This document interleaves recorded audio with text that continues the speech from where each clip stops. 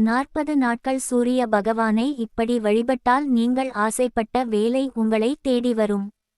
காலையில் எழுந்ததும் முதல் வேலையாக சூரிய உதயத்தை பார்ப்பவர்களுக்கு அந்த நாள் முழுவதும் சுறுசுறுப்பாக இருக்கும். அதனால் தான் காலையில் சீக்கிரம் எழுந்து கொள்ள வேண்டும் என்று நம் பெரியோர்களால் வலியுறுத்தப்படுகிறது. பின் சூரிய உதயம் ஆனதும் சூரியனை பார்த்தபடியே கையில் கொஞ்சம் கடுகு எண்ணெயை வைத்துக் கொள்ளுங்கள்.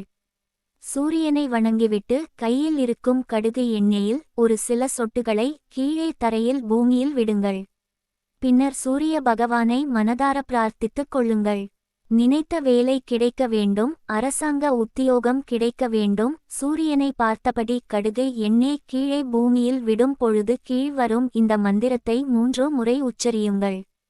சூரிய பகவான் காயத்ரி மந்திரம். ஓம் அஸ்வத்வஜாய வித்மஹே பாசஹஸ்தாய தீமஹி தன்னோ சூரிய பிரஜோதயாத். ஞாயிற்றுக்கிழமைகளில் கோவிலுக்குச் சென்று சூரிய பகவானை வழிபட்டு வர வேண்டும்.